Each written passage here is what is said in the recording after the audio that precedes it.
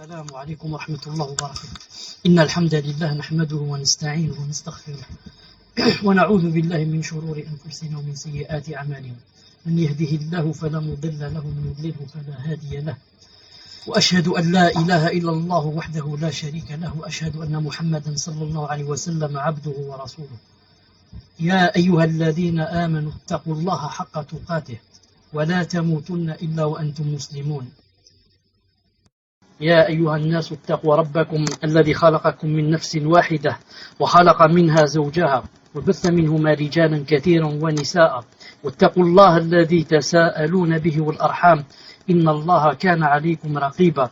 يا أيها الذين آمنوا اتقوا الله وقولوا قولا سديدا يصلح لكم أعمالكم ويغفر لكم ذنوبكم ومن يطع الله ورسوله فقد فاز فوزا عظيما.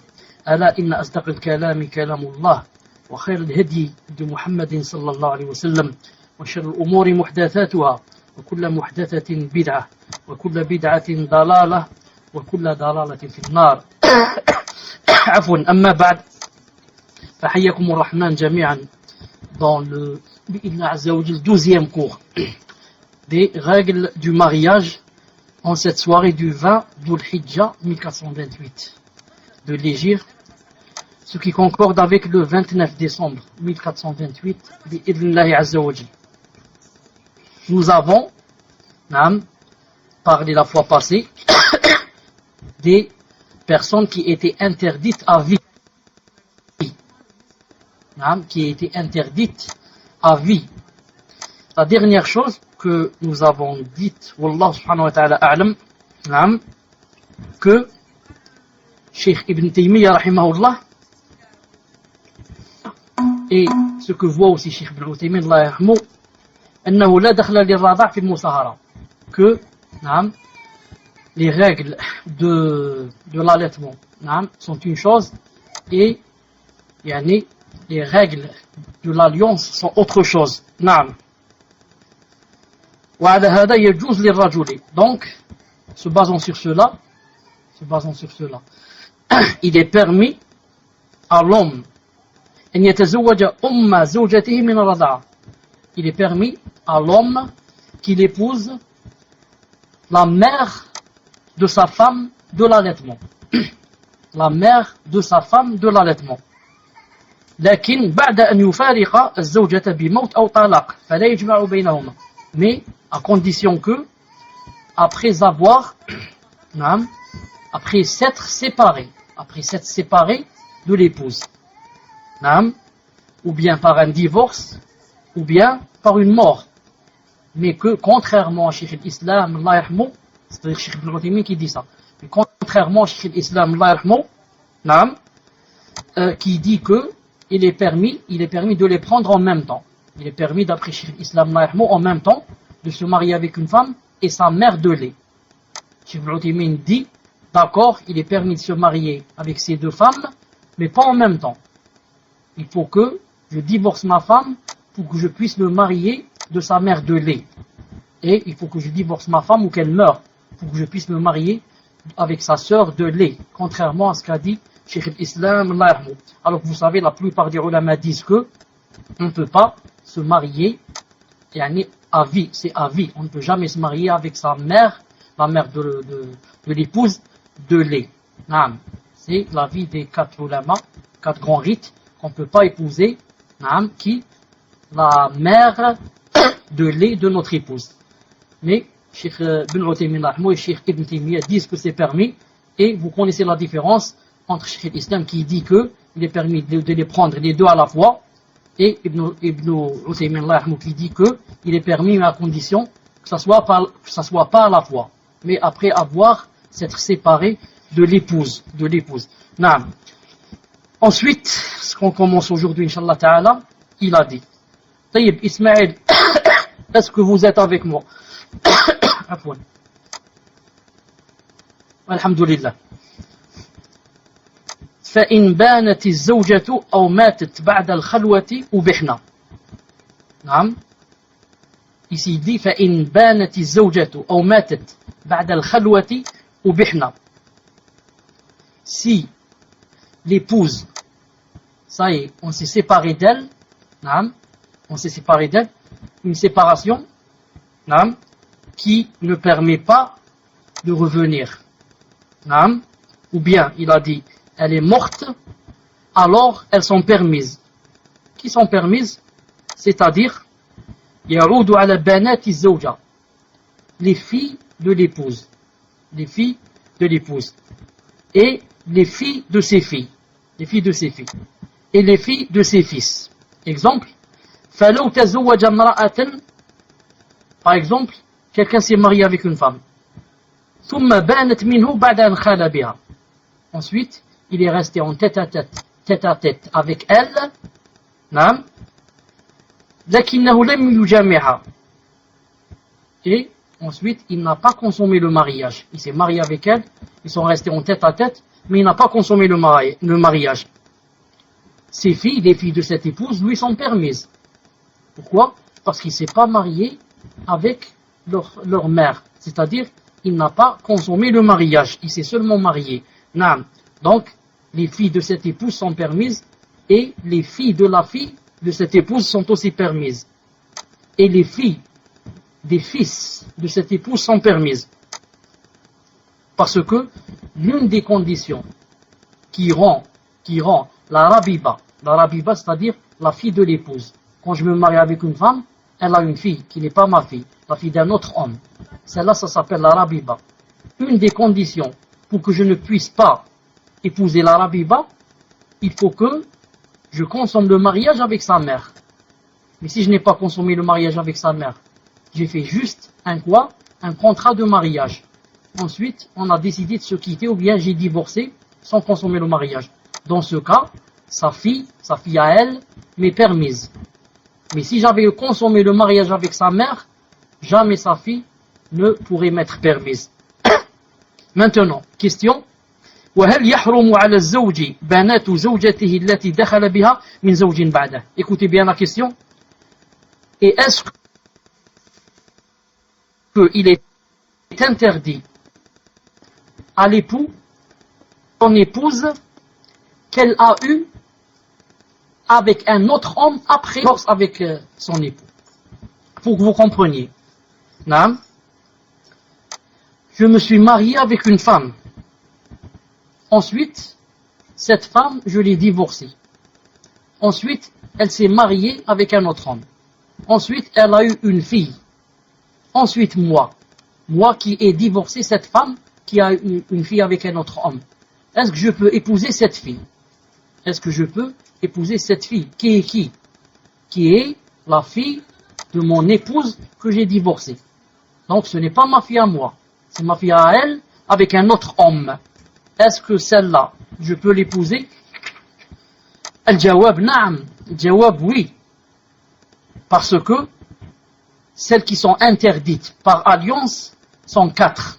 Qui sont-elles? Premièrement, usul az-zawji ala az-zawjati. Qui sont interdits quand je me marie? Quand il y a un contrat de mariage, qui devient interdit? Il y en a 4. Apprenez-les. Les premiers qui sont interdits, ou là les premières, pas seulement les femmes, Ismaël, pas seulement les femmes, qui sont interdits, usul az-zawji ala az-zawjati. Les ascendants du prétendant par rapport à la prétendante. Les ascendants du prétendant par rapport à la prétendante. Je vais donner un exemple. Quand je donne un exemple, je parle de moi. Comme ça, c'est plus simple que de parler de Rachid et Rachida. Pourvu que, Inch'Allah Ta'ala, ma femme sache que ce sont des exemples, c'est tout. La première sorte, c'est qui? Les ascendants. Les ascendants, c'est-à-dire, si je me marie avec une femme, alors, mon père et mon grand-père, et tout ce qui monte, sont interdits pour la femme, pour cette épouse. Tout ce qui monte. Deuxièmement, mes descendants, mes fils et mes petits-fils, et tous ceux qui descendent. Seulement, avec le contrat de mariage, c'est-à-dire, sans que ça soit obligé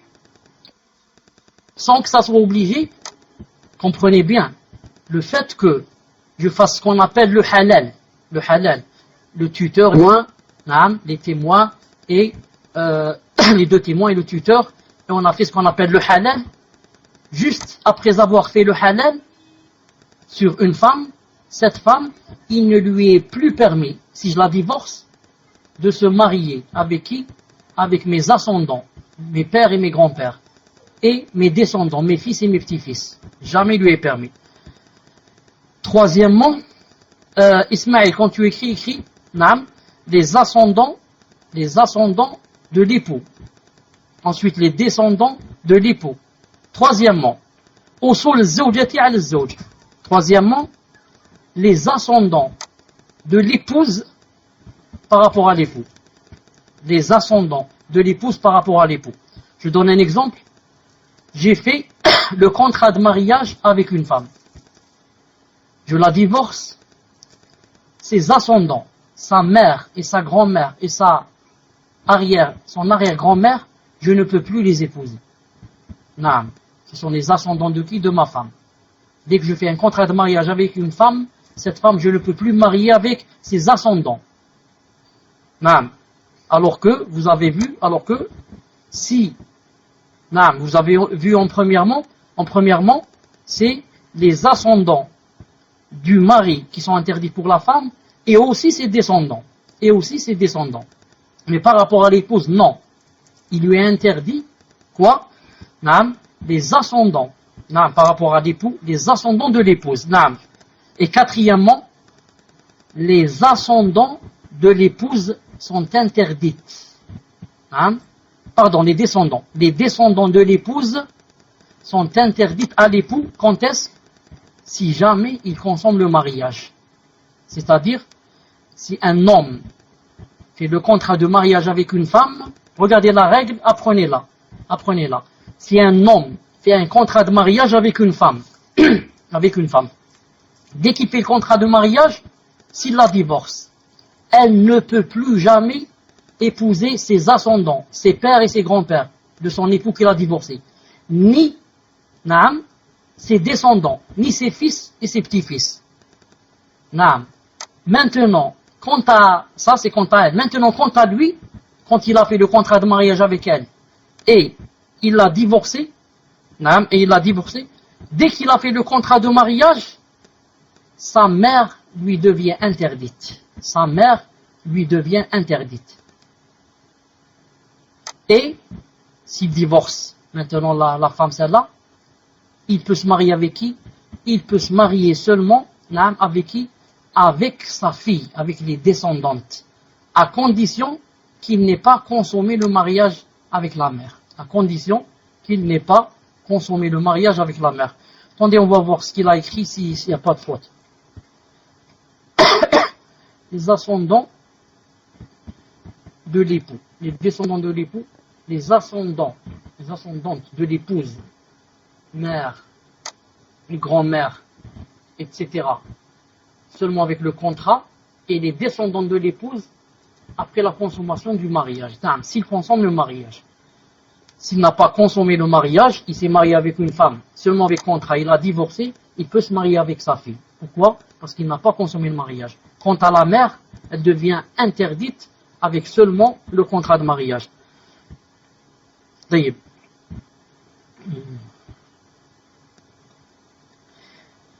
فإذا حصل رابعا وهنا لابد من دخول فإذا حصل دخول فبانتها من زوج قبله أو بعده حرام على تحريمه مؤبدا وإذا قال فإن بانت الزوجة يعني انفصلت من الزوج إما بطلاق بائن كالثلاث وإما بانقضاء العدة فرجع وقولوا بعد الخلوة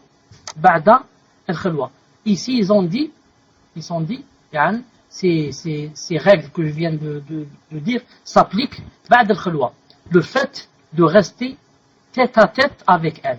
C'est-à-dire que si un homme fait un contrat de mariage et il reste en tête à tête avec sa femme, ils ont dit c'est comme si il avait consommé le mariage. C'est-à-dire que quoi?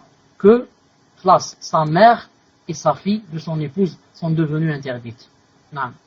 Donc d'après cet avis, si un homme fait le contrat de mariage avec une femme, non, tant qu'il n'est pas resté en tête à tête avec cette femme, s'il la divorce, il peut se marier avec sa fille.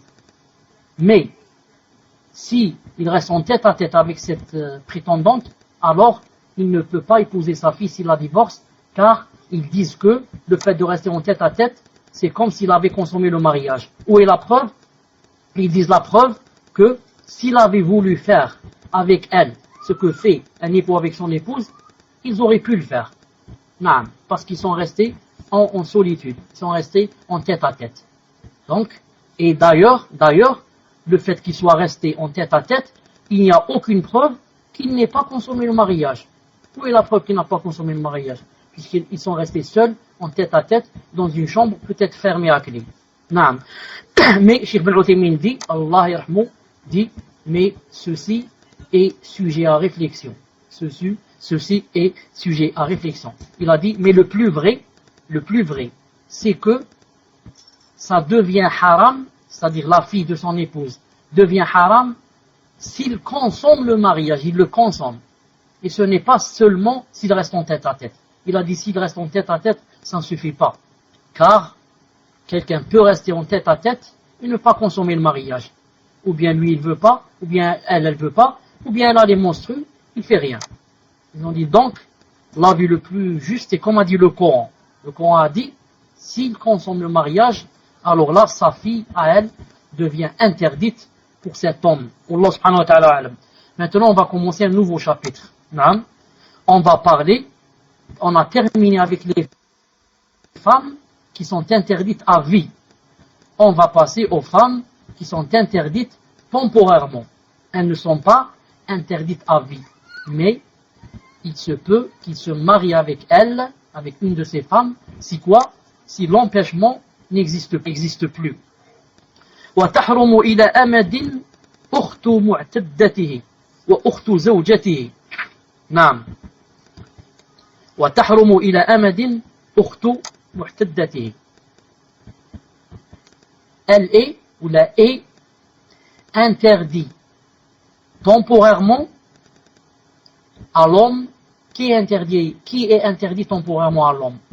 Naam. La sœur de la femme qu'il vient de divorcer et qui est dans sa période de viduité.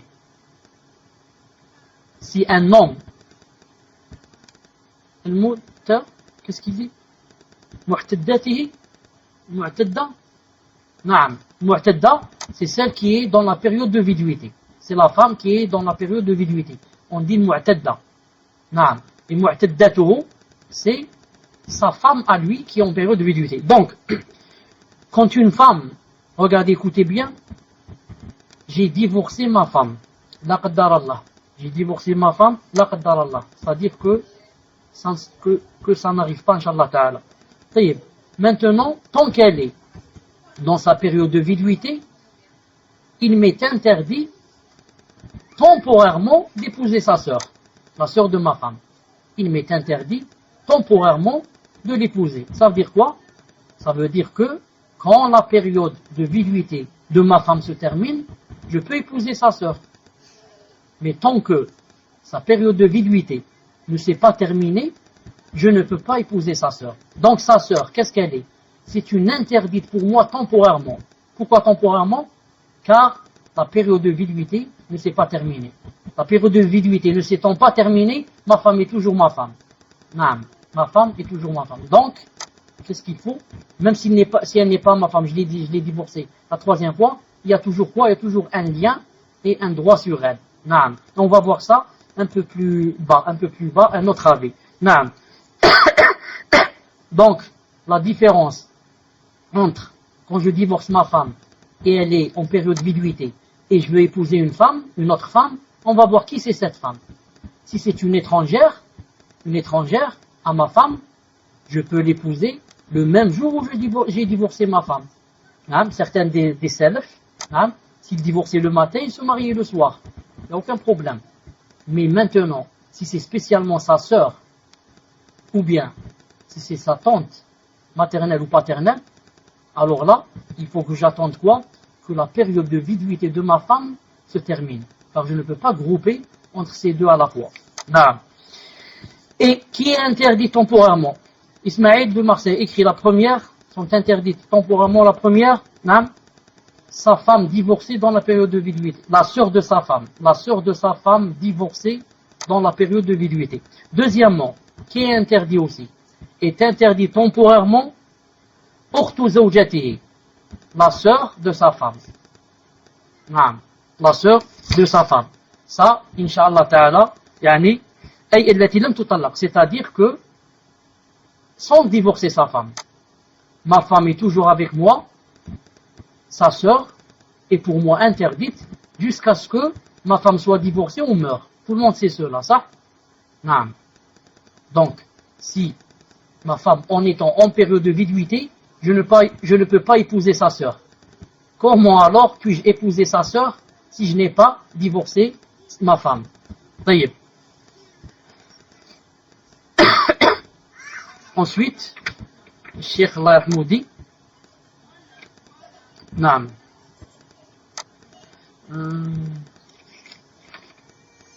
Idn, ukhtu zawja haram. Donc la sœur de la femme est haram. Sœur de l'épouse en période de viduité. Naam. Sœur de l'épouse en période de viduité de l'épouse. Ça. Sœur de l'épouse en période de viduité de l'épouse, pas de la sœur. Ensuite, sœur de sa femme.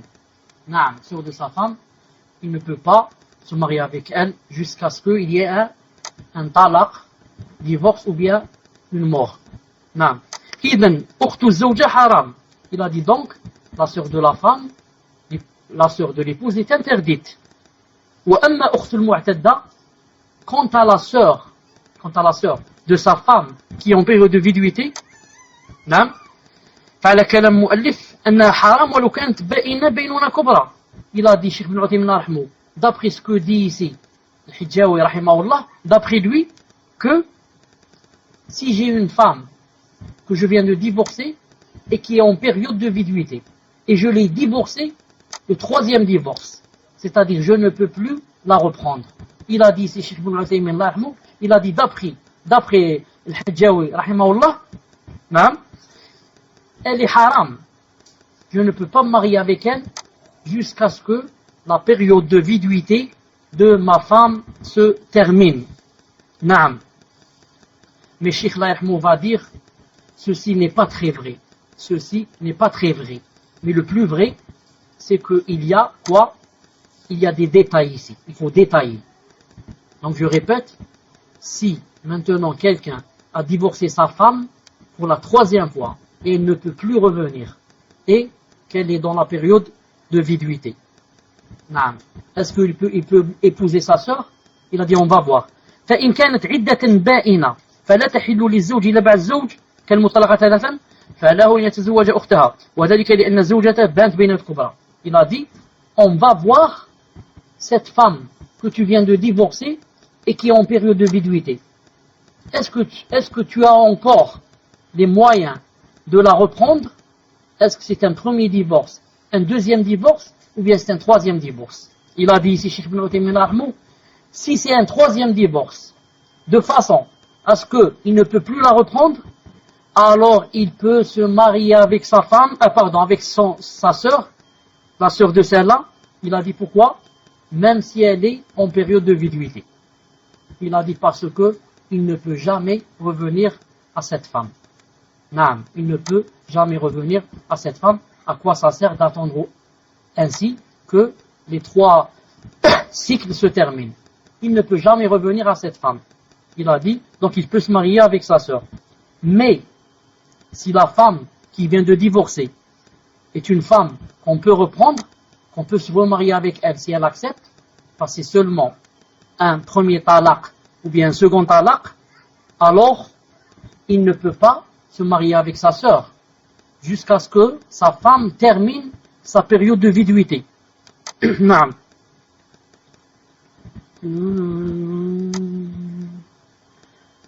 Donc il a dit, de là on va comprendre que la femme en période de viduité se termine en 3, se divise en 3, c'est-à-dire il y a 3 sortes de femmes en période de viduité. Il y a 3 sortes. La première, الرجعية وهي المعتدة التي يمكن أن يراجعها بدون عقد. La première sorte de femme de viduité, c'est celle que le mari peut reprendre. Sans quoi? Sans qu'il fasse un nouveau contrat de mariage. Il y a 3 sortes de femmes en période de viduité. Vous les sœurs, apprenez bien cette chose.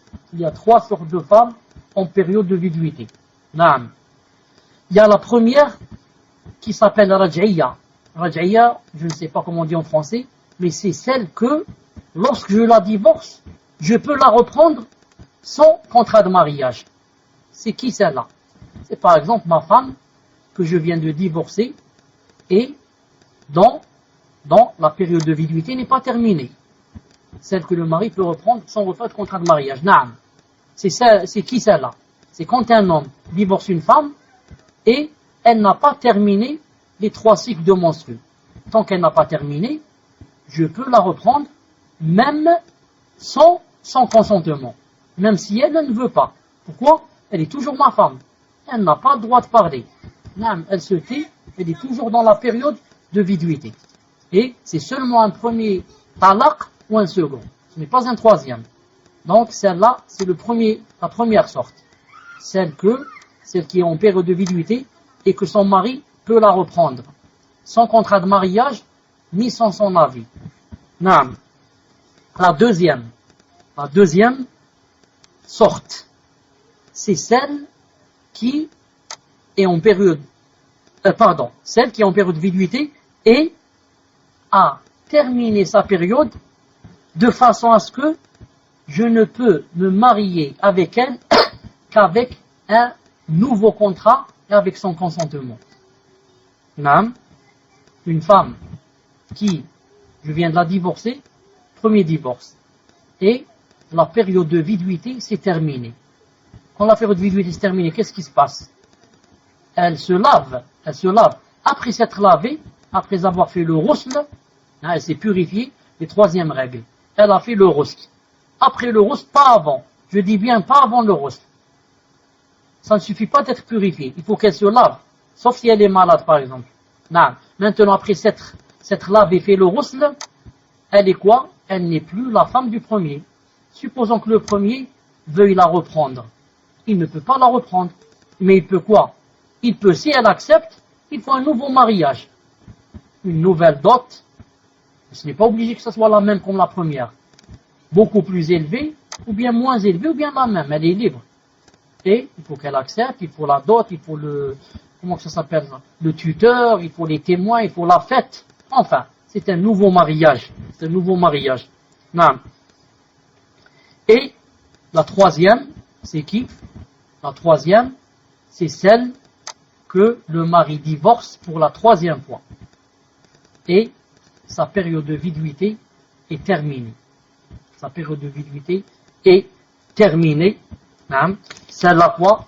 Celle-là, il ne peut jamais la reprendre jusqu'à ce qu'elle se marie avec un autre et qu'il s'est passé quelque chose et ils ont divorcé. Dans ce cas, il peut se remarier avec elle bi'idhna azza wa jal. المهم ici il dit المهم أن أخت معتدته ظاهر كان المؤلف أنها حرام سواء في الرجعية وبينه والصحيح أنه إذا كانت بائنة بينونة كبرى فإن تحل له لأن البائنة بينونة كبرى لا يمكن الرجوع. Il a dit المهم d'après Cheikh Ibn Uthaymin dit d'après l'imam Hidjawi Allah yarhamou, il dit que si quelqu'un divorce sa femme 3e divorce et qu'elle est en période de viduité, il ne peut pas se marier avec sa sœur jusqu'à ce que sa période de viduité se termine. Et il dit, ça ce n'est pas vrai. D'après lui, d'après Cheikh Ibn Uthaymin, il dit, c'est pas l'avis le plus juste. L'avis le plus juste, c'est que quoi? C'est que s'il l'a divorcé la 3e fois, il ne peut plus revenir vers elle. Donc, il peut se marier avec sa sœur. Là, dès qu'il a divorcé, il peut se marier avec sa sœur sans attendre que la période de viduité se termine, car il ne peut plus revenir vers son épouse. Ensuite, il a dit وَبِنْتَاهُمَا وَعَمَّاتَاهُمَا وَخَالَتَاهُمَا قَوْلُهُ وَبِنْتَاهُمَا أي بنت أخت زوجته وبنت أخت معتدته. نعم. C'est-à-dire que قوله وعماتها نعم pardon, وخالتاهما وعمتاهما أي لا يجوز الجمع بين معتدته وعمتها أو خالتها. C'est-à-dire que un homme ne peut pas grouper, se marier en même temps avec une femme et en même temps avec sa tante paternelle et en même temps ou bien avec sa tante maternelle. Un homme ne peut pas en même temps être marié à une femme et en même temps avec sa tante, que ça soit la sœur de sa mère ou que ça soit la sœur de son père. Naam.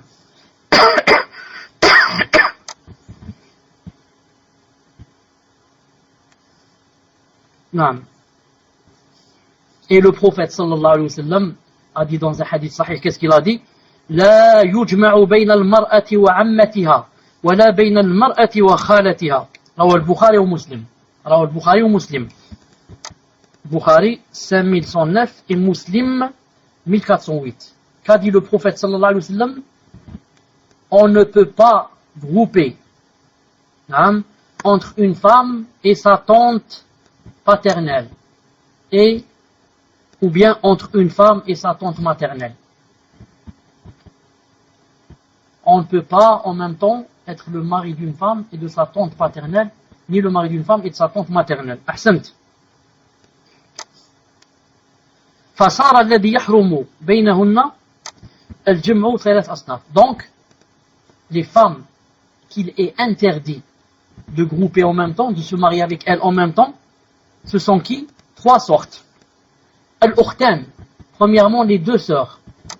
Deuxièmement, Al-Ammatu wa bintu akhiha. Deuxièmement, la tante paternelle et la fille de son frère. Et la fille de son frère. Troisièmement, c'est qui? Al-Khalatu wa bintu akhiha. La tante maternelle et la fille de sa sœur. Naam. Wa bintu al-am ma'a bintu ammiha ma'a binti ammiha tahil. Je dis et bintu al-am, la cousine, c'est-à-dire quelqu'un qui se marie avec la cousine et en même temps avec sa cousine à elle. Ça c'est permis. Un homme se marie avec une femme, bint al-am, qui est sa cousine. Et en même temps, il se marie avec sa cousine à elle. Naam, c'est permis. Parce que ceux qui sont interdites, ce sont ceux qu'on a cités, qui joignent entre deux sœurs, puis qui se marient avec la femme et sa tante paternelle, et la femme et sa tante maternelle. Maintenant, si quelqu'un dit, hein, alhamdulillah, si quelqu'un dit, فإن قال هل يجوز أن يجمع بين زوجة إنسان وبنته من غيرها? Est-ce que, écoutez bien cette question, est-ce qu'il est permis à quelqu'un de se marier en même temps? Non, de se marier en même temps avec l'épouse d'un homme et la fille de cet homme d'une autre épouse. Est-ce qu'il est permis de se marier avec l'épouse d'un homme qui vient de divorcer par exemple sa femme et en même temps avec la fille de cette épouse d'un autre homme? Est-ce qu'il est permis, je vais dire, est-ce qu'il est permis à quelqu'un de se marier en même temps avec l'épouse d'un homme et la fille de cet homme d'une autre épouse? L'épouse d'un homme et la fille de cet homme d'une autre épouse. طيب هل يجوز الجمع بين زوج إنسان وبنته من غيرها? Il dit ici فلو توفي رجل عن زوجته, si un homme est décédé et il a laissé une femme, وله بنت من غيرها, et cette femme avait quoi? Avait une fille. Et cet homme qui est mort avait une fille, pas de cette femme, d'une autre femme. فَتَزَوَّجَهُمَا رَجُلٌ. Alors un autre homme s'est marié avec cette femme, avec la fille de cet homme. mais la fille de cet homme n'est pas de cette femme. Est-ce qu'il est permis ou est-ce qu'il n'est pas permis? Naam, c'est permis. C'est permis. Naam. Car eux, ils donnent comme règle générale, vous savez quelle est la règle générale pour savoir si quelqu'un peut se marier avec une femme ou pas? Quelle est la règle générale? Naam. Pardon, si quelqu'un peut se marier avec deux femmes, est-ce que ces deux femmes sont permises à la fois ou pas? Je veux me marier avec une femme avec sa cousine. Je ne sais pas si c'est permis ou pas. Je veux me marier avec cette femme et sa tante. Je ne sais pas si c'est permis ou pas. Qu'est-ce que je fais? Ils supposent que l'une des deux femmes est un homme. Si maintenant cet homme ne peut pas se marier avec cette femme, ça veut dire quoi? Ça veut dire que cet homme ne peut pas se marier avec cette femme. Non, ça veut dire que celui qui veut les épouser ne peut pas. Non. Mais Cheikh Lahmou vient de donner une exception à cette règle ici. Il a dit, ce que je viens de citer, c'est une règle. C'est-à-dire que quelqu'un peut se marier avec la femme d'un homme et en même temps la fille de cet homme d'une autre épouse. Alors que, si on appliquait la règle que je viens de dire, on ne peut pas. Pourquoi? Si on appliquait la règle, pourquoi on ne peut pas? Parce que la fille de cet homme, de l'autre épouse, quand tu te maries avec elle, en même temps tu vas te marier avec qui? Avec ça, yani avec qui? Avec la femme de son père. Avec la femme de son père. Donc si la fille ici était un homme, elle ne pourrait pas se marier avec la femme de son père. Et pourtant, nous, on peut se marier avec les deux à la fois. Cheikh Ibn Uthaymin veut montrer que la règle qu'ont cité les fuqaha, et que tout le monde croit qu'elle n'a pas d'exception, voilà un exemple qui montre qu'il y a une exception. Il y a une exception. Naam. طيب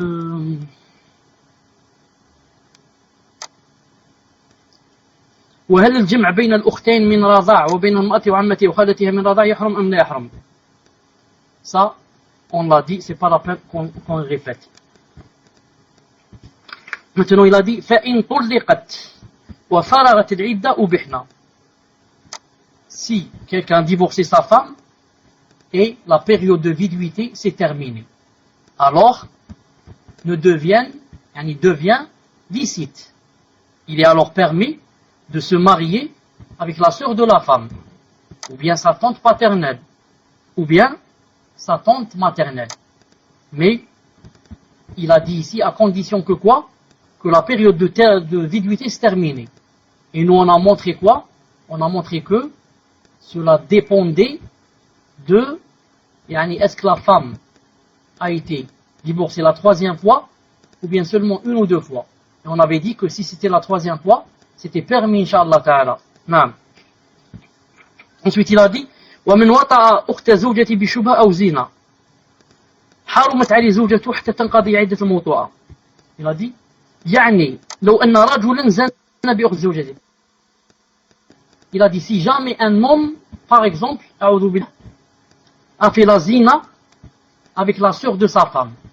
Si un homme a fait la zina avec la sœur de sa femme. إن زوجتك حرام عليك حتى تنقضي عدة المزني بها. Il a dit, on lui dira, ça c'est pas Cheikh Ibn Uthaymin qui dit ça là, c'est le Hidjawi. Cheikh Ibn Uthaymin va donner son avis.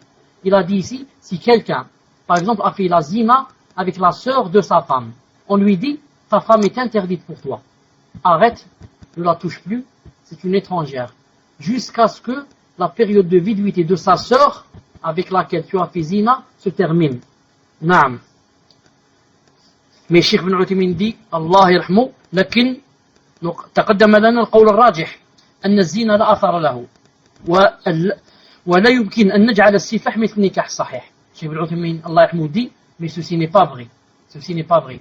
Si quelqu'un, par exemple, après le mariage ou avant le mariage, naam, il a fait la zina avec une femme, la fille de cette femme est toujours permise s'il veut se marier avec elle.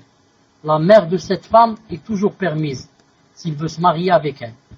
Maintenant, étant marié, il a fait la zina avec la sœur de qui? De sa femme. On lui dit quoi? On lui dit ta femme est toujours halal. Ta femme c'est toujours halal. Et il a fait la zina avec sa mère. On lui dit tu as fait un grand péché, mais ta femme n'est pas devenue haram. Ta femme est toujours ta femme. Contrairement à ce qu'a dit ici Imam Hajjawi alayhi rahmatullah. طيب. Ismaël, est-ce que tu es avec moi?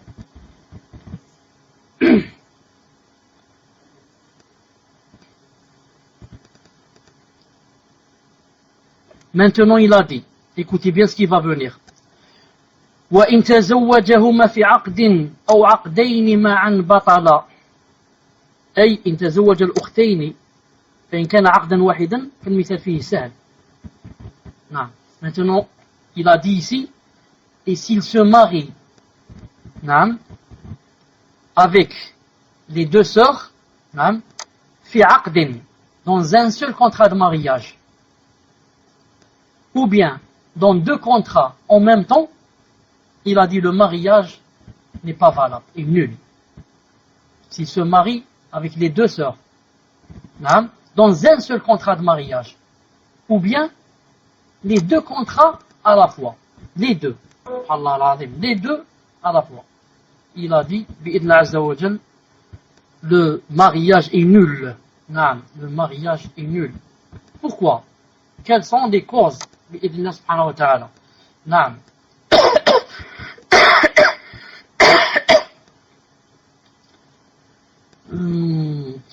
Maintenant, s'il se marie avec deux sœurs réunies avec un seul contrat, c'est pas la peine, tout le monde connaît la réponse. Car il est interdit de joindre entre deux sœurs. Et celui-là, il a joint entre deux sœurs dans un seul contrat. Il a dit au tuteur, donnez-moi vos filles, les deux. Et il les cite. Par exemple, Rachida et Naïma. Donnez-moi Rachida et Naïma. Et le père dit, j'accepte. J'accepte de te marier avec Rachida et Naïma. Le mariage est nul. Subhanallah, il a fait un grand péché. Il ne peut être un mariage. Maintenant, pourquoi il a joint entre les deux dans un même contrat de mariage? Et aussi, c'est interdit s'il joint entre les deux dans deux contrats de mariage différents en même temps. En même temps, il se marie avec celle-là, il se marie avec sa sœur, il fait un contrat, seul pour celle-là, un contrat seul pour l'autre, le mariage est nul. Maintenant, il a dit, attendez une seconde, فإن تأخر أحدهما يعني أحد العقدين فالذي يصح هو الأول. Maintenant, s'il a fait un contrat de mariage sur une femme, ensuite, 5 minutes après, ou bien un quart d'heure, ou bien une demi-heure, ou bien un mois, essentiel, après avoir fait le premier acte, qu'est-ce qu'il va faire? Il va faire un deuxième acte de mariage sur sa sœur. Il va faire un deuxième acte de mariage sur sa sœur. Qu'est-ce qu'on va dire alors? On va dire les deux mariages sont nuls. Non, on va dire c'est le deuxième qui est nul, c'est tout. Car quand il s'est marié avec la première, le mariage était juste, toutes les conditions. Mais maintenant, un quart d'heure après, ou 5 minutes, ou bien 6 mois, quand il a voulu se remarier, ou laisser marier avec la deuxième, c'est le deuxième contrat qui est nul, pas le premier. Le premier n'a aucune poussière. Alhamdulillah. Le premier serait est devenu son épouse. Quand il a fait un nouveau contrat avec la deuxième sœur, c'est marque de la deuxième sœur qui est nul, pas le premier. Le premier n'a rien à voir. Il a dit mitel. Exemple. Maintenant, le tuteur dit au prétendant, je t'ai marié ma fille Aïcha. Il a dit qabilt, j'ai accepté. Ensuite, le père dans la même assise, lui dit toujours à qui? Il dit toujours au prétendant.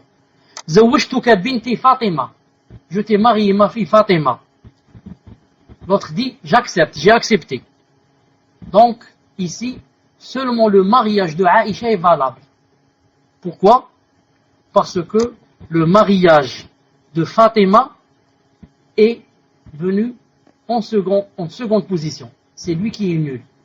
Mais le premier, c'est lui qui est accepté chez Allah subhanahu wa ta'ala et c'est lui le halal. Parce que, il était le premier. De deux sœurs, on ne peut se marier qu'une. Donc, celui qui fait le premier contrat de mariage avec l'une des deux sœurs, c'est elle qui est valable. Et la deuxième n'est plus valable, jusqu'à ce qu'il divorce cette femme ou bien elle meurt. Non.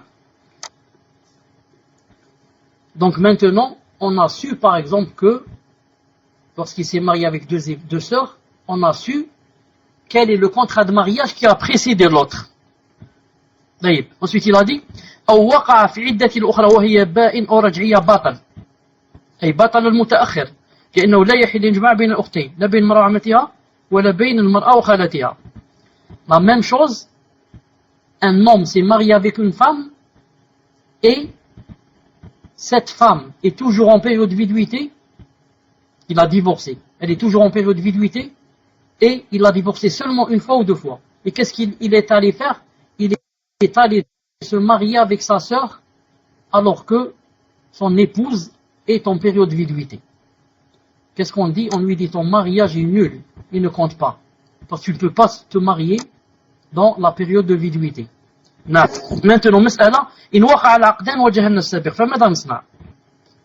Maintenant, on vient d'apprendre que quelqu'un s'est marié avec deux sœurs. Et on ne sait pas lequel des contrats a précédé l'autre. Est-ce qu'il s'est marié d'abord avec Aïcha ou bien d'abord avec Fatima et ce sont deux sœurs? On vient d'apprendre qu'il s'est marié avec deux sœurs. Mais on ne sait pas exactement quel est le contrat, le premier contrat qui a précédé. Car le premier contrat, c'est lui le vrai, pas le deuxième. Donc, maintenant on ne sait pas. Qu'est-ce qu'on fait? Alors, on annule les deux mariages. On annule les deux mariages. Pourquoi? Car on ne sait pas quel est celui qui a précédé l'autre. On annule les deux mariages. Mais, la naqul bil butlan. C'est-à-dire, bon, c'est difficile à dire en français. Et Ismaël, est-ce que tu connais la différence entre nafsakh et naqul batil? Nafsakh, c'est-à-dire, disons, on annule le mariage, c'est tout. On abroge le mariage, mais on ne dit pas il est nul. On ne dit pas les deux ne valent rien. Non, on les abroge, c'est tout. On abroge les deux contrats de mariage. Non. Pourquoi on ne dit pas les deux sont nuls? Annulés, c'est la même chose. Pourquoi on dit pas les deux ne comptent pas? Pourquoi? Parce qu'on n'a pas un délil. On n'a pas un délil qu'ils ont été faits en même temps. Il s'est marié avec deux sœurs. Non. Où est le délil qui s'est marié en même temps? Si c'est marié en même temps, d'accord, les deux ne comptent pas. Mais maintenant, il se peut qu'il s'est marié avec une et ensuite avec l'autre. Et s'il a fait comme ça, le premier acte est valable. Mais puisqu'on ne sait pas, on va annuler, on va abroger les deux, mais sans dire qu'ils sont battles. Non, on dit seulement, c'est annulé.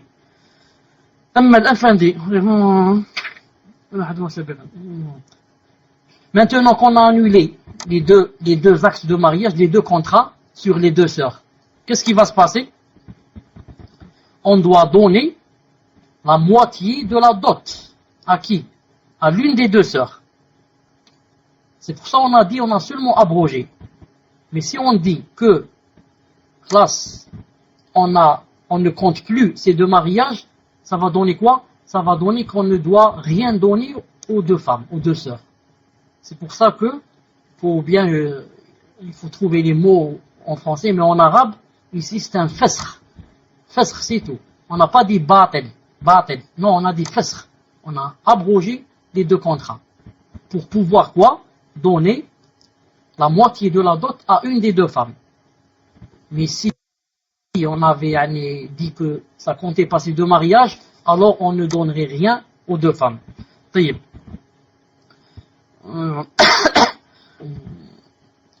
Et maintenant, qui est-ce qui va abroger ces deux mariages? C'est bien sûr le juge, le qadi, le musulman.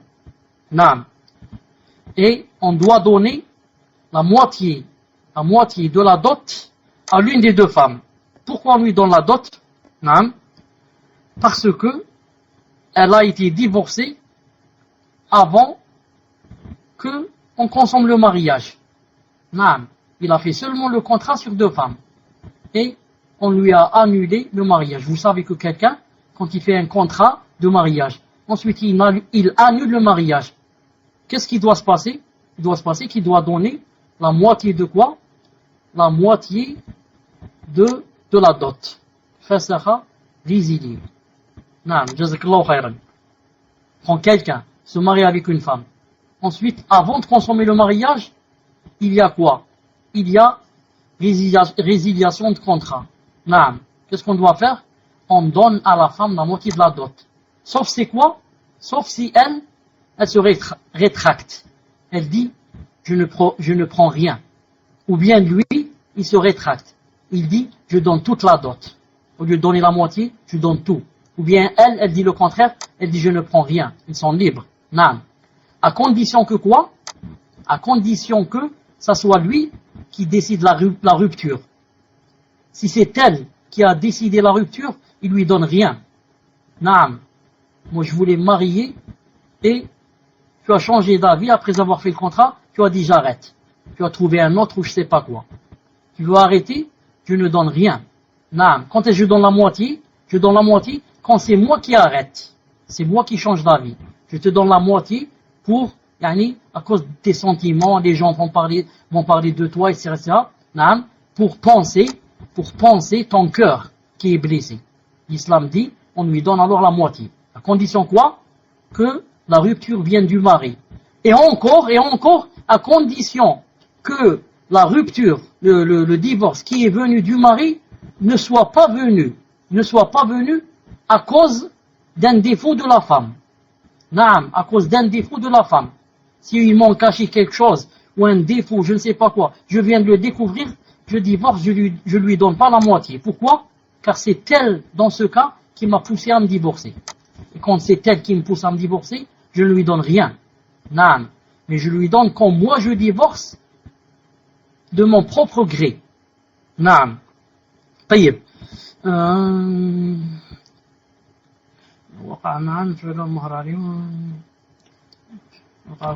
طيب. Maintenant, une question importante. À qui on va donner, hein, à qui on va donner la moitié de la dot? À qui? Elles sont deux sœurs et on ne sait pas qui est la première avec laquelle il a dû faire le contrat et qui est la deuxième. Comment qu'on va faire? Vous savez qu'est-ce qu'on va faire? Subhanallah al-azim. On va faire ce qu'on appelle en arabe al-qara'a ou al-qura'a. Naam. Je ne sais pas comment ça s'appelle en français. Mais je vous donne un tirage au sort. Jazakallahu khair. Tirage au sort. Naam. Attends, je vais l'écrire car je l'ai cherché, je ne l'ai pas trouvé. Hein. Attends une seconde. Hein. C'est un mot que ça fait longtemps que j'ai oublié. Tirage au sort. Par exemple, les deux sœurs s'appellent Aïcha et Fatima. J'écris par exemple sur un bout de feuille Aïcha et je le plie. Sur l'autre, j'écris Fatima et je plie. Et je jette comme ça par exemple les deux bouts sur une table. Et je dis par exemple à un enfant ou à n'importe qui, ou bien à moi, ou bien le juge. Il dit attention, je vais prendre une. Ou là il fait venir un étranger, il dit choisissez une des deux feuilles. Il choisit, on ouvre. Si c'est écrit Aïcha, on lui donne la moitié de la dot. Si c'est écrit Fatima, on lui donne la moitié de la dot. On donne à la première feuille que on va dire bi'idhnillahi azza wa jal. Il ne faut pas dire que oh donc c'est une question de chance. Oh l'islam ici se base sur le hasard. On dit ce n'est pas le hasard ici. En islam, quand on ne peut pas déterminer, on revient vers Allah Ta'ala. En faisant cette chose, on laisse Allah Ta'ala, c'est lui qui détermine qui. Car, en prenant comme ça au tirage au sort, c'est Allah Ta'ala qui va déterminer à qui revient la moitié de la dot. Naam. Ça ne rentre pas dans le hasard ou là des jeux de hasard. Naam. Mais ça rentre dans le tawakkul. Tu as le tawakkul, la confiance en Allah Ta'ala, que c'est lui qui va choisir entre ces deux feuilles laquelle va avoir la moitié de la dot. Naam. Mais si après, on lui a donné la moitié de la dot, et après, on a su que les deux contrats de mariage ont été faits en même temps. En même temps. Dans ce cas, فَلَا مَهْرَ عَلَيْهِ. Dans ce cas, il ne donne aucune dot. Bien au contraire, on reprend la moitié de la dot qu'on venait à donner à la fille, à sa sœur. Naam.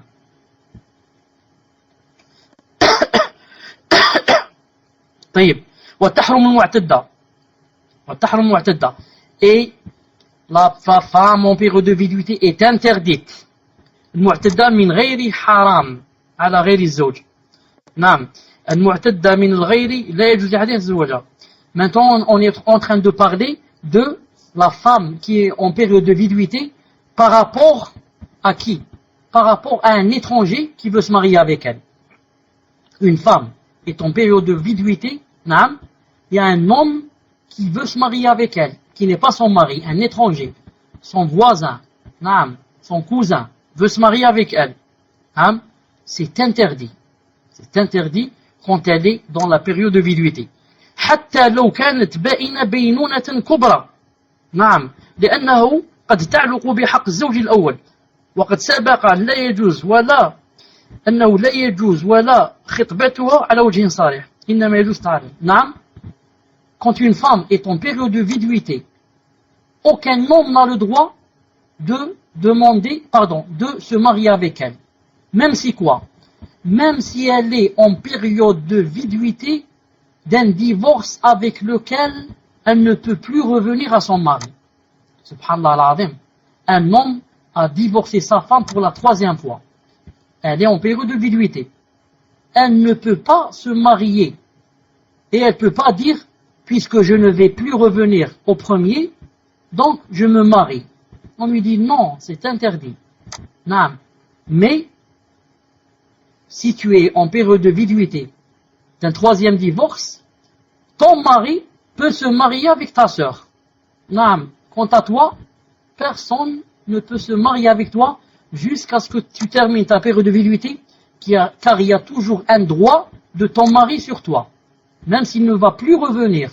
Mais Allah Ta'ala lui a donné ce droit pour qu'il ne sente pas la jalousie, etc.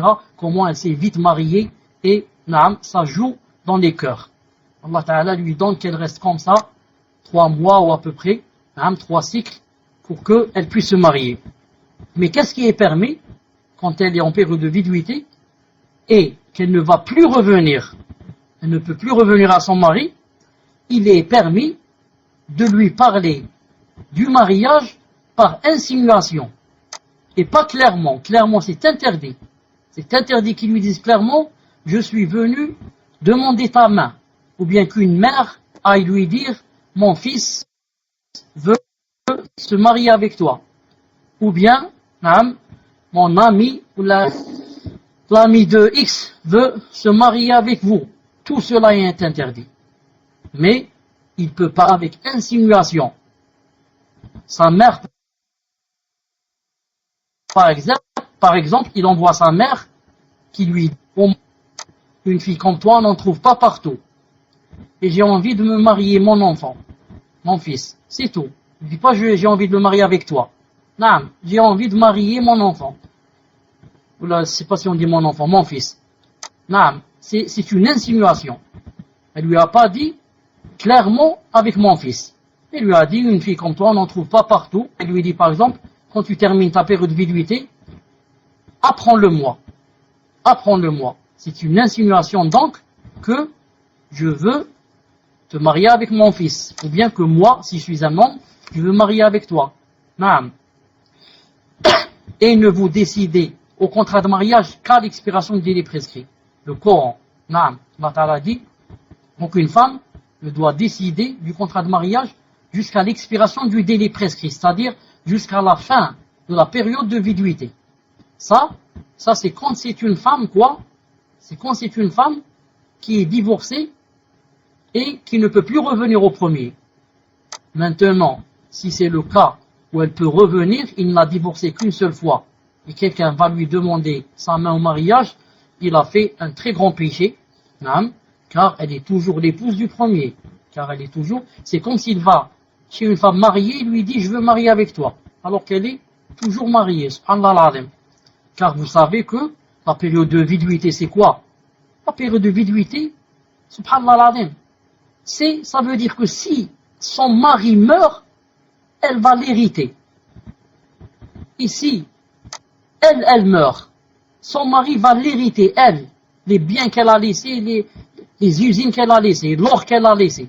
Son mari va hériter. Ça a un grand rôle, la période de viduité. Mais si la période de viduité se termine, c'est une étrangère. Et lui, c'est un étranger.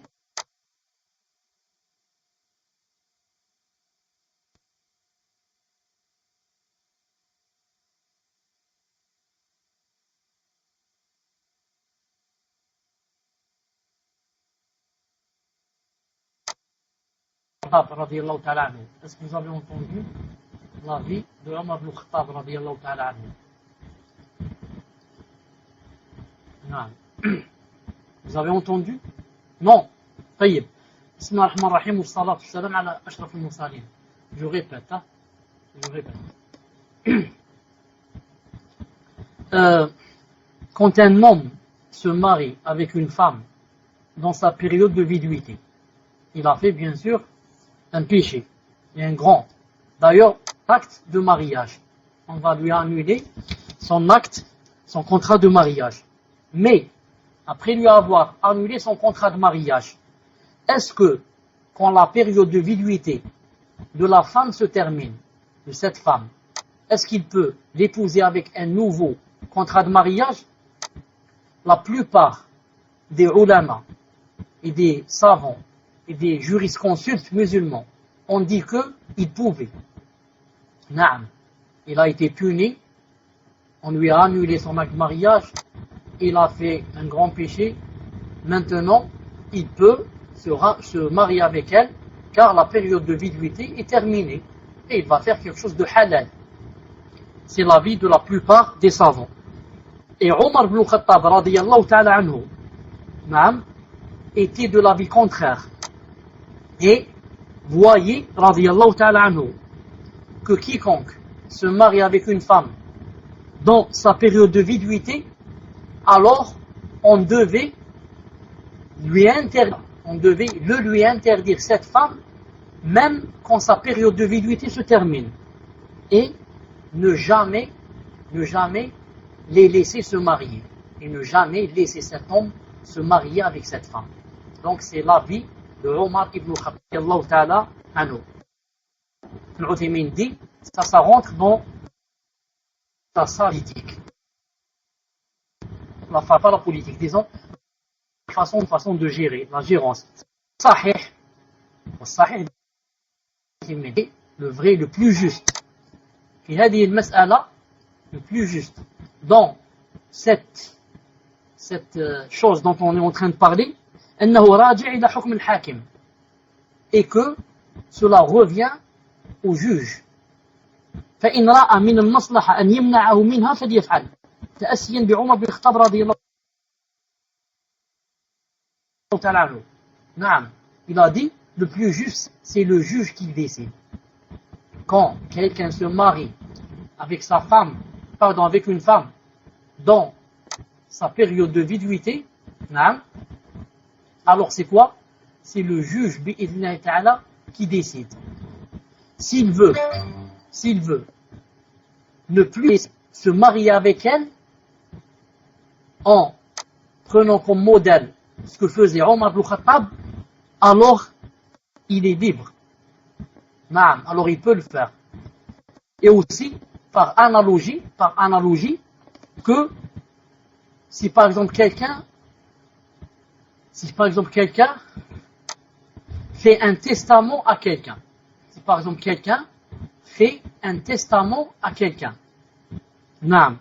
que, par exemple, quand je meurs, tu prends par exemple ma maison et, par exemple, ma voiture, supposons.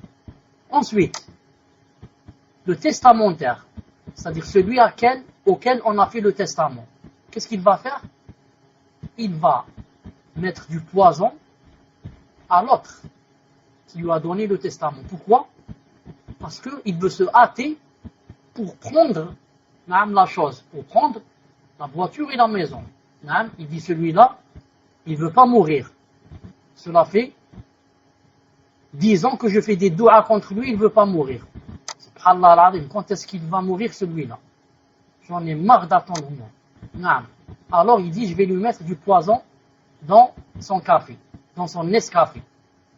Alors quand l'autre va boire le Nescafé, il va mourir. Maintenant, 7. En islam, bien sûr, si jamais l'enquête va prouver que le testamentaire, c'est lui qui lui a mis le poison, alors il ne pourra jamais prendre la chose qui a été écrite dans le testament. Les ulama, les savants ont dit, pourquoi?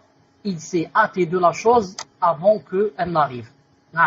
C'est à peu près comme la femme, c'est à peu près comme la femme, qui, comme quelqu'un par exemple, attendez, comment on dit ça, par exemple,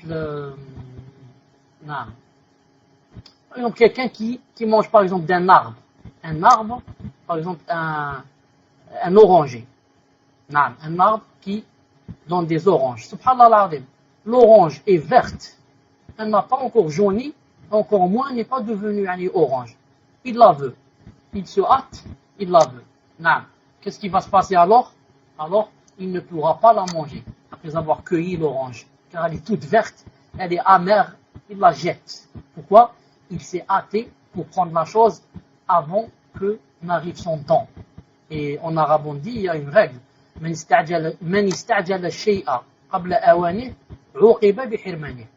quiconque se hâte de la chose avant son moment opportun, alors il sera privé de cette chose. Et c'est la même chose. Il veut le tuer car il se hâte pour prendre ce qui est écrit dans le testament. Donc, on ne lui donne jamais la chose qui a été écrite dans le testament. Et c'est la même chose. Et c'est la même chose. Là, l'époux veut se hâter et se marier avec elle alors qu'elle est dans sa période de viduité. Alors, il est permis au juge pour lui donner une punition à lui et aux autres. Alors, qu'est-ce qu'il va faire? Il va lui dire jamais, au grand jamais, tu ne pourras te marier avec elle.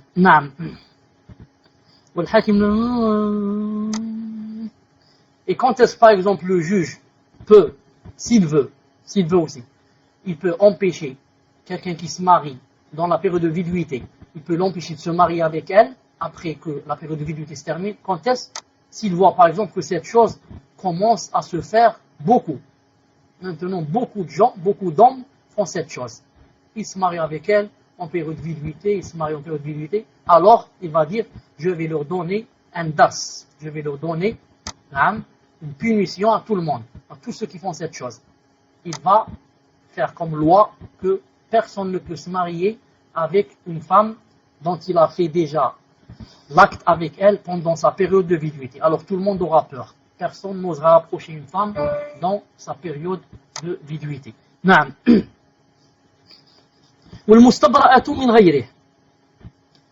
Qui est permise aussi, qui est interdite aussi, temporairement. On parle toujours de celles qui sont interdites temporairement. Qui est interdite temporairement? Est interdite temporairement al-mustabra'a, celle qui doit faire quoi? Celle qui doit faire une période de viduité. Une période de viduité pendant un cycle. Pendant un cycle. Qui par exemple, quelle est la femme qui, sa période de viduité n'est qu'un cycle au lieu de 3? Qui c'est cette femme? C'est la femme qui a fait le khula. La femme qui vient de faire le khula, sa période de viduité n'est pas quoi? N'est pas 3 cycles, mais seulement un seul cycle. Pourquoi? Parce que le but de celle qui vient de faire le khula, Le khul'a, c'est-à-dire, elle lui rend sa dot et ils se séparent. C'est quoi le but ici? Le but de la période de viduité qui est un cycle, son but c'est quoi? C'est juste de savoir est-ce qu'elle est enceinte ou pas. Et pour savoir si une femme est enceinte ou pas, je n'ai pas besoin d'attendre 3 cycles de menstrues. Un seul cycle prouve qu'elle n'est pas enceinte. Car si elle était enceinte, elle n'aurait pas eu ses menstrues. Quoique, c'est une exception. Ça peut arriver qu'une femme enceinte ait des menstrues. Non, ça arrive, c'est arrivé. Mais la plupart des femmes, leur preuve qu'elles ne sont pas enceintes sont des menstrues. Donc, celle qui fait quoi? Celle qui fait le khul'a, le prophète sallallahu alayhi wa sallam lui a demandé qu'elle fasse quoi? Qu'elle fasse une période de viduité d'un seul cycle. Non. Elle a une fois le sang, elle se purifie, elle se lave. Quand elle se lave, elle peut se marier avec une autre personne. Non. طيب. والزانية حتى تتوب وتنقضي عدتها. نعم. Est aussi interdite au mariage d'une façon temporaire. Elle est interdite d'une façon temporaire. Qui? Vous savez qui? Non. الزانية, celle qui vient de faire la fornication, jusqu'à ce que elle fasse 2 choses. Elle fasse le repentir et jusqu'à ce que sa période de viduité se termine. Et si elle est enceinte, bien sûr, jusqu'à ce qu'elle accouche. Allah Ta'ala dit dans le Coran, الزاني لا ينكح إلا زانية أو مشركة والزانية لا ينكحها إلا زان أو مشرك وحرم ذلك على المؤمنين.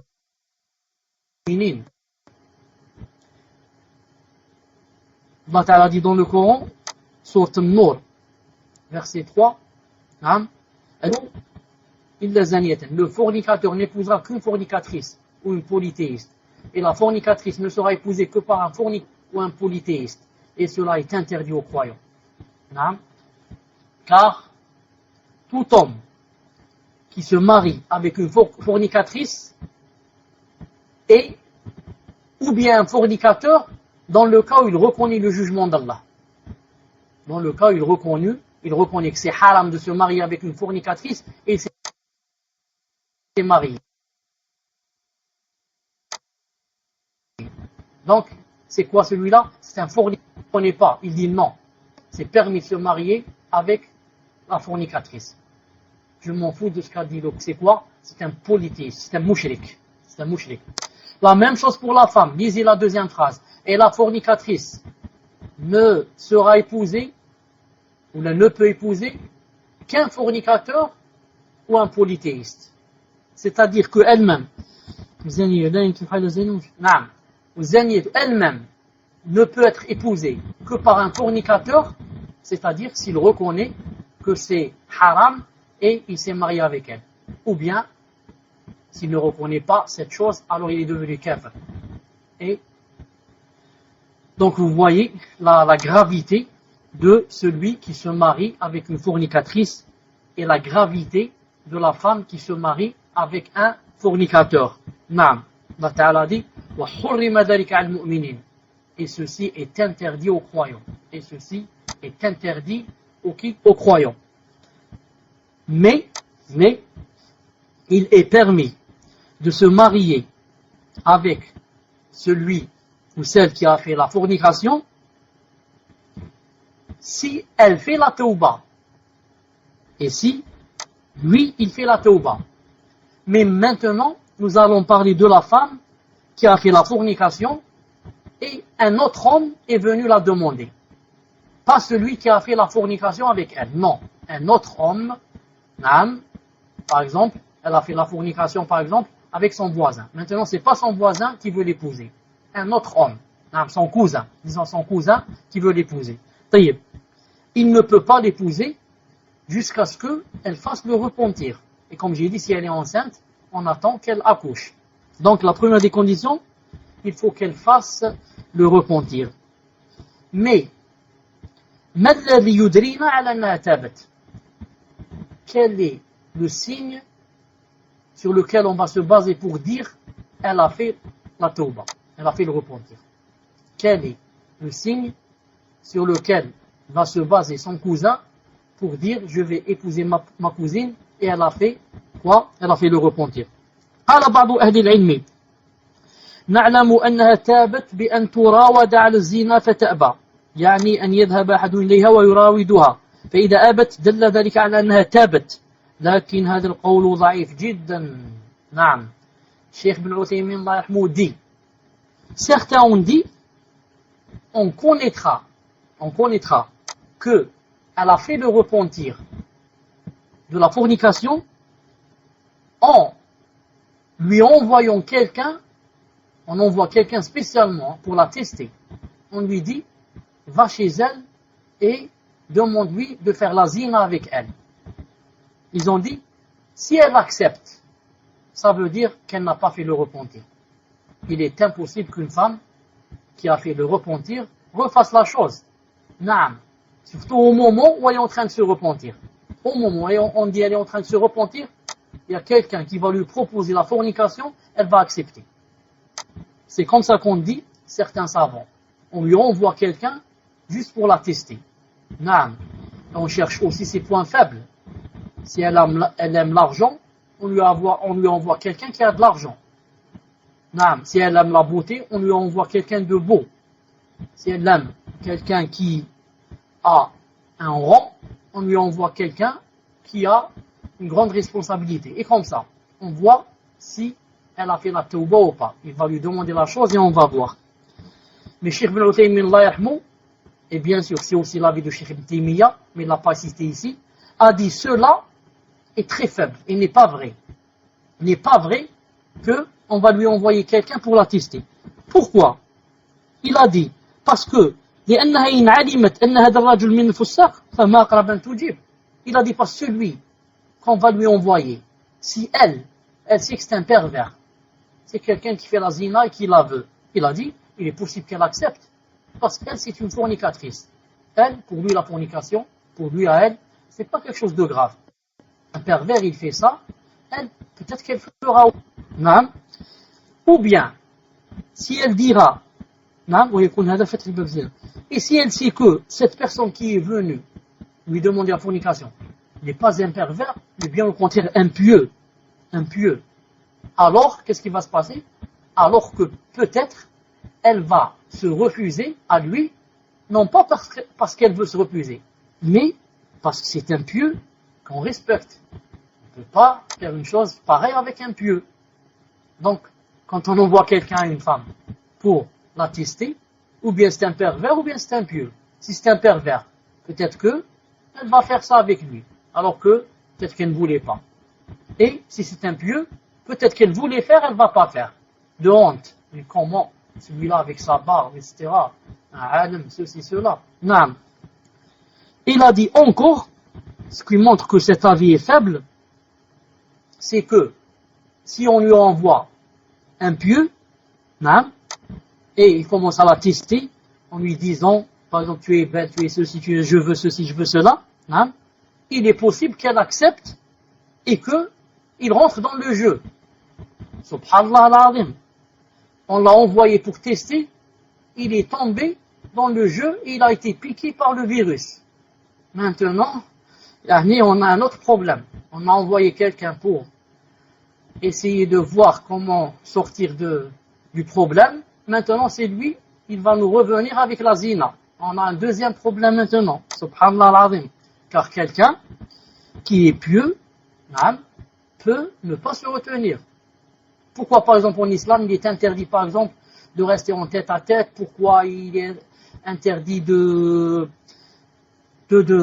parler avec les femmes, etc. sans raison? Pourquoi? Parce que des fois, la personne n'a rien dans la tête. Jamais n'a l'idée de faire la zina. Jamais. Et demander, par exemple, aux gens qui ont fait la zina et qui se sont trompés. Non. Il te dira, subhanallah al-azim, c'est le shaitan. Jamais je n'ai eu dans la tête de faire la zina avec cette personne. Mais, en lui parlant, en discutant, en ceci, en cela, subhanallah, je me suis trouvé dans cette chose et subhanallah al-azim, j'ai été comme saoulé, ensorcelé, sans le vouloir. Naam, cette personne qu'on a envoyé pour tester, c'est un pieux. Il est sorti, fils abillah, pour voir si elle est toujours, si elle a fait le vrai repentir, pour qu'on puisse la marier. Il veut faire quelque chose, c'est billah, pour qu'on la marie avec son cousin. Et voilà que lui, il a fait la zina alors qu'il aurait juré avant de sortir que jamais il n'a eu cette envie dans sa tête. Mais le shaitan est rentré, il a commencé à embellir à elle et à lui, à elle et à lui, et comme ça jusqu'à ce qu'il fasse le haram. On demande à subhanahu wa ta'ala qu'il nous préserve. Sawab, il a dit le plus juste pour savoir qu'une fornicatrice a fait la tauba, c'est si on la voit regrettante, on la voit qu'elle a beaucoup regretté. Et le chagrin paraît, apparaît et éclaire sur son visage, sur son visage. Et elle s'éloigne des endroits de doute et de suspicion. Là, on saura que c'est une femme qui a fait la tauba. Quelqu'un qui a fait la zina. Allah subhanahu wa ta'ala qui nous préserve. Si vraiment il a fait la tauba, ça se voit sur lui. Ça se voit sur lui. Il pleure, il dort pas. Il classe. Discuter, il ne peut pas. Qu'en est-il de rire, etc. Qu'en est-il de rire et d'avoir le fou rire? C'est impossible. Il a le cœur serré. Il a le visage jaune. Il ne cesse de pleurer. Il ne cesse de téléphoner au savant. Il ne cesse de chercher la solution. Il ne cesse de faire l'aumône. Il ne cesse de prier. Il ne cesse. Celui-là, déjà tu sens quoi? Qu'il a fait la tauba. Et si c'est quelqu'un qui est là, toujours en train de rire, de rigoler, etc., et qui s'en fout, et qui ne veut pas, ne fait rien pour se rattraper, il parle toujours, celui-là, il parle toujours de ces choses, celui-là, il n'a pas fait la tauba. C'est pour ça que si quelqu'un a fait la zina avec une femme, et qu'ils les deux ont fait zina, l'une des preuves, il doit faire la tauba, bien sûr, il doit faire la tauba pour se marier. Et attendre que la période de viduité se termine aussi. Pour prouver qu'elle n'est pas enceinte. Si elle est enceinte, ils attendent qu'elle accouche. Maintenant, il veut se marier. Il faut quoi? Il faut le repentir. Quel est le délit du repentir? L'un des délits du repentir, ils ne se parlent plus. Ils ne se téléphonent plus. Ils ne vont plus dans des salons privés. Ils ne se rencontrent pas dehors. S'ils se rencontrent dehors, c'est comme si il n'a jamais connu, elle ne l'a jamais connu. Voilà le délit que ces deux personnes ont fait le repentir après la zina et qu'ils peuvent, Inch'Allah ta'ala, se marier. Mais s'ils sont toujours en relation, et les téléphones, et les SMS, et la caméra, et la web, et je ne sais pas quoi, ils n'ont pas encore fait tauba. Ils n'ont pas encore fait tauba. Ils ne peuvent pas se marier. Attention. Il a dit...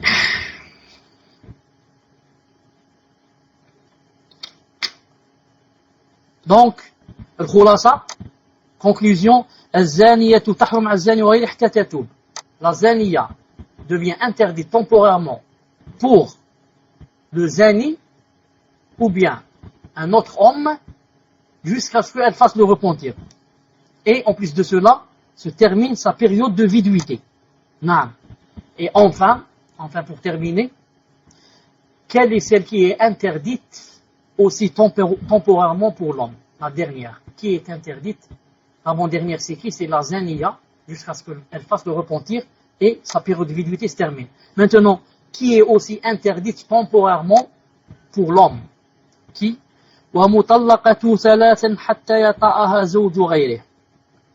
Celui qui divorce sa femme pour la troisième fois. Il ne peut plus se marier avec elle jusqu'à ce qu'elle se marie avec un autre.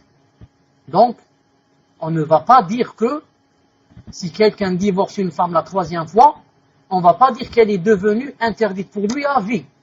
On dit c'est pas vrai, elle n'est pas devenue interdite à vie, mais elle est devenue interdite temporairement.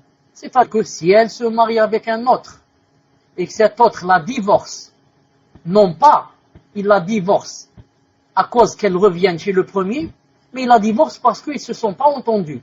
Elle ne remplit pas les conditions. Elle a demandé le divorce, et comme ça. Non, celle-là, si jamais elle divorce, elle peut revenir vers le premier, si, bien sûr, il veut d'elle. Non. Mais, qu'est-ce que ça veut dire ici, quand elle se remarie avec un autre puis divorce? Qu'est-ce que ça veut dire, elle se remarie? Quand on dit se remarie, c'est-à-dire, il faut qu'elle fasse le rapport. Ce n'est pas seulement faire le contrat de mariage, mais doit faire le rapport au moins une fois avec le nouveau marié. Et bien sûr, si son premier homme va se mettre d'accord avec un autre homme et il lui dit, voilà, je suis dans un cas grave, j'ai divorcé ma femme la troisième fois, je ne peux plus revenir jusqu'à ce qu'elle se marie. Alors, tu vas, Inch'Allah, te marier avec elle. Juste un petit mariage qui n'est pas vrai. Juste comme ça devant les gens, une petite fête, 2 ou 3 comme ça les cousins, et vous n'allez pas dormir ensemble. Chacun dans sa chambre, et le matin, Inch'Allah, quand tu te lèves, tu lui dis que tu es divorcé. Et comme ça, le lendemain, moi, je me marie avec elle. Et il y a un hadith sahih très clair dans ceci, qui dit quoi? Qu'il est mel'oun qui fait cette chose. Chassé de la miséricorde d'Allah subhanahu wa ta'ala. Tis musta'ar, la brebis, la chèvre ou quelque chose comme ça. Le bouc, tis musta'ar, qu'on vient de prêter. Certains, pourquoi j'ai dit par exemple, il va ramener un homme, il le marie avec l'imam et les témoins, etc. Mais il lui dit, tu passes pas la nuit avec elle. Parce que par jalousie. Comment il va passer la nuit avec ma femme? Ça se fait pas. Mais devant les gens, tu t'es marié comme ça. Mais chacun dans sa chambre. Non. Aujourd'hui seulement, ça, il y a beaucoup de gens qui font cela. Beaucoup en Égypte. Astaghfirullah. Parce qu'en Égypte, moi je suis ici avec les Égyptiens, c'est tous les quarts d'heure, il y a quelqu'un qui me dit je viens de divorcer ma femme par téléphone. Subhanallah. Et des fois c'est la troisième fois et il n'a plus de solution. Al-Muhim. Qu'est-ce que je voulais dire? Non, juste aujourd'hui, quelqu'un me disait, c'est aussi un Égyptien. Subhanallah, il m'a dit, j'ai fait seulement le contrat de mariage avec ma femme. J'ai pas consommé le mariage, aujourd'hui je l'ai divorcé. Comment je vais faire? Subhanallah. Aujourd'hui, ce soir. Et un autre Égyptien, aujourd'hui aussi, après Salat al-Isha, il m'a dit, je connais une personne qui a divorcé pour la troisième fois. Ensuite, il est allé chercher quelqu'un pour le marier avec sa femme, bien sûr, à condition qu'il la divorce le lendemain. Alors l'autre, qu'est-ce qu'il a demandé comme condition? Il a dit, j'accepte. Mais, à condition que, si vous entendez comme ça de temps en temps, quelque chose qui fait ten, comme ça, c'est comment il s'appelle, attendez, comment il s'appelle, comment ça s'appelle, Messenger. Non, c'est le MSN. Je le laisse ouvert, car quelqu'un m'a donné une idée. Non, quelqu'un m'a donné une idée. Subhanallah, je savais pas ça. Ça ne m'est pas venu à l'esprit. Il m'a dit, tu laisses le MSN ouvert. Comme ça, quand tu te déconnectes, je te dis que tu es déconnecté. C'est pas je reste comme ça 10 minutes à parler dans le vide. Non. Donc, pardon pour l'embarras quand ça fait la musique. Al-Muhim. Il lui a dit, Ismaël, vous êtes avec moi? Ismaël. Alhamdulillah. Il lui a dit, voilà, tu te maries avec ma femme, juste pour me la rendre halal. Le lendemain, tu la divorces. L'autre, il lui a dit, mais à condition. Quelle condition? Il lui a dit, je fais avec elle, pendant la nuit, ce que fait l'homme avec sa femme. Parce que je vais me marier, un vrai mariage. Non. L'autre il lui a dit, il n'y a pas de problème, puisqu'Inch'Allah Ta'ala tu vas te marier. C'est ta femme pendant cette nuit, mais seulement le lendemain, tu me la divorces. Il s'est marié avec elle, il a passé la première nuit avec elle, le lendemain, il lui a dit, est-ce que tu veux divorcer à la femme? Elle lui a dit, non, je ne veux pas divorcer, je veux rester avec toi. Et il est resté avec elle jusqu'à ce jour. Et il est resté avec elle jusqu'à ce jour. Et c'est l'autre qui l'a marié, il lui a donné l'argent et je ne sais pas quoi. Subhanallah al-azim.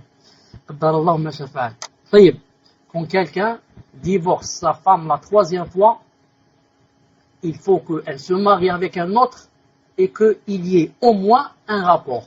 Quel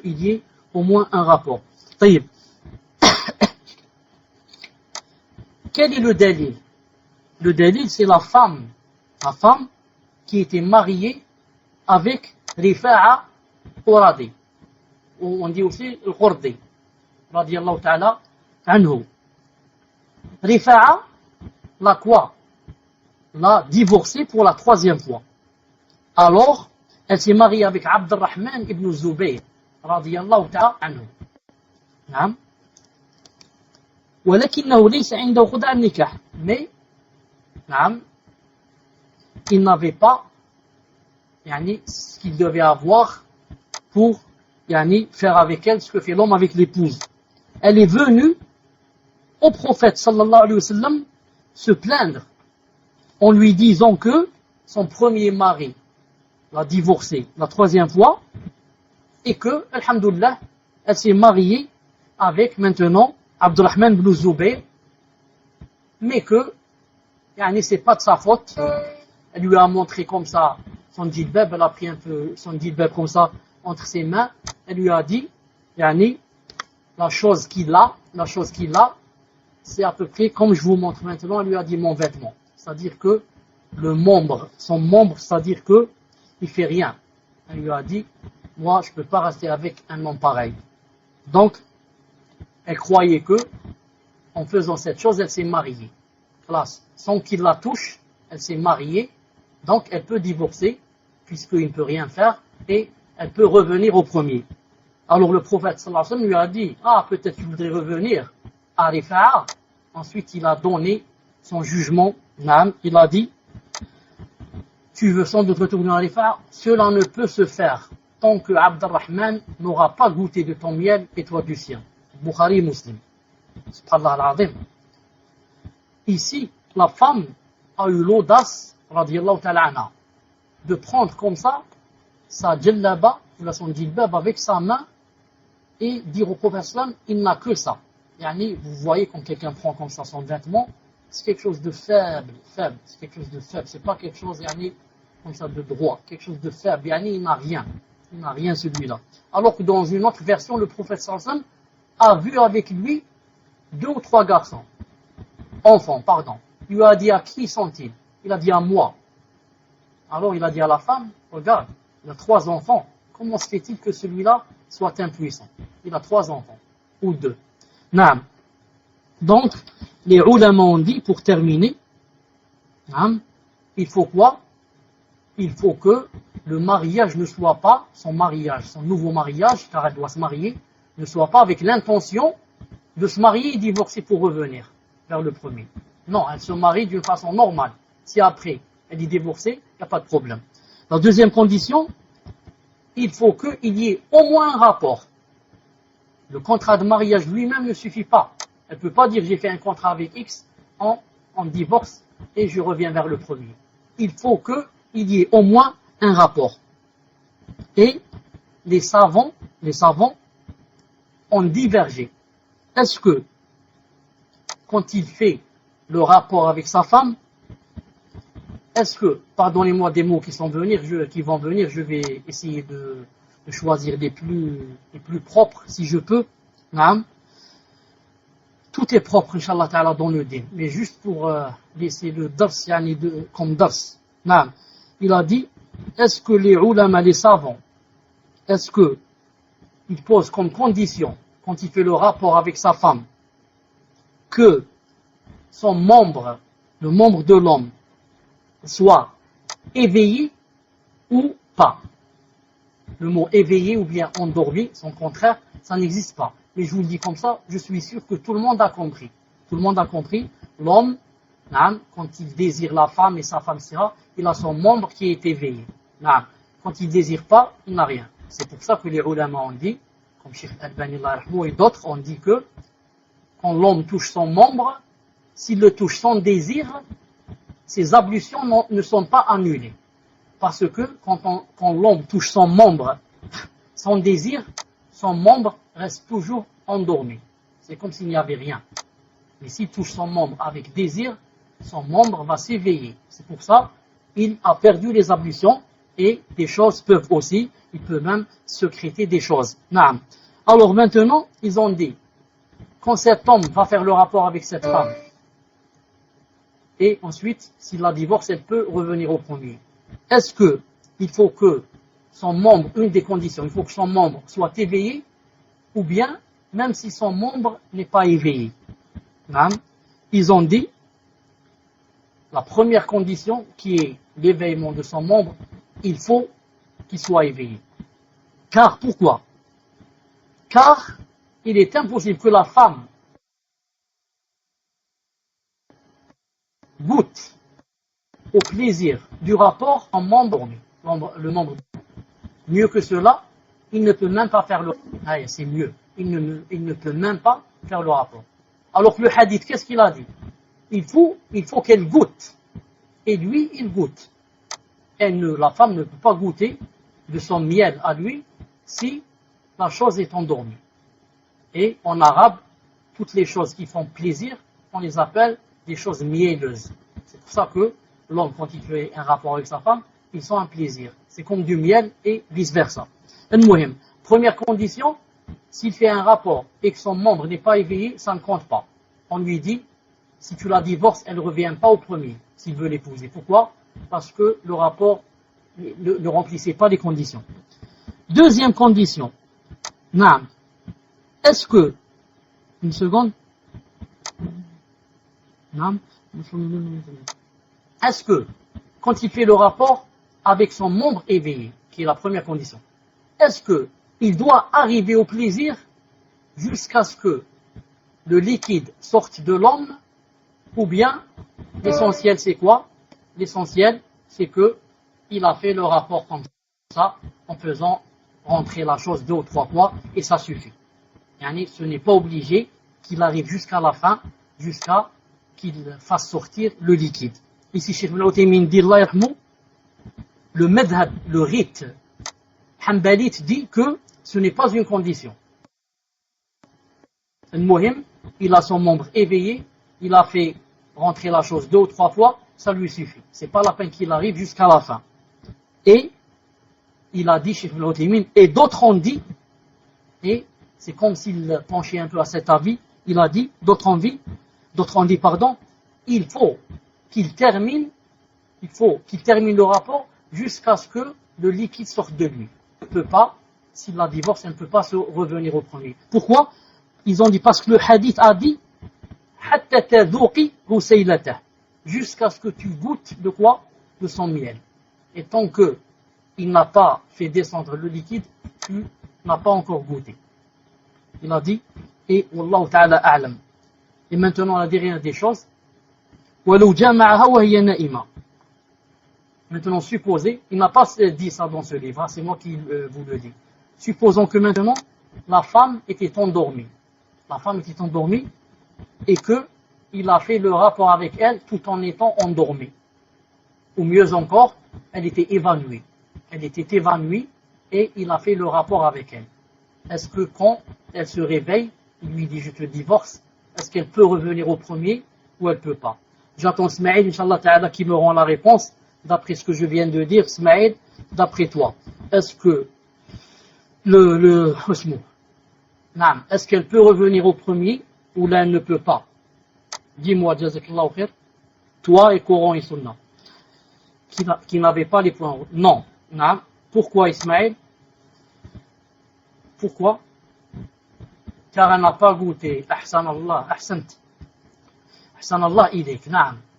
La femme, qu'a dit le hadith? Jusqu'à ce que tu goûtes à son miel et il goûte à ton miel. est-ce qu'elle a goûté à son miel tout en étant endormie? Elle n'a rien senti. Quand elle se lève, il lui dit j'ai fait cette chose, elle lui dit moi je n'ai rien ressenti. Donc, c'est comme s'il n'a rien fait. Et si elle était évanouie, c'est plus grave. C'est comme si elle était morte. Alors que le hadith dit il faut qu'elle goûte. Elle goûte. Et pour goûter, il faut qu'elle soit consciente. Et qu'elle sente ce qu'il est en train de faire. Sinon, ça ne compte pas comme rapport qui peut être la cause de quoi? De son revenir vers le premier mari. Wallahu ta'ala a'lam. Aqul ma tasma'un, astaghfirullah li wa lakum. Rendez-vous dans quelques minutes. Coran et Sunna ou la Ismaël, l'un des deux. Mettez le Coran. Subhanakallahumma bihamdik. Ashhadu an la ilaha illa ant. Astaghfiruka wa atubu ilayk.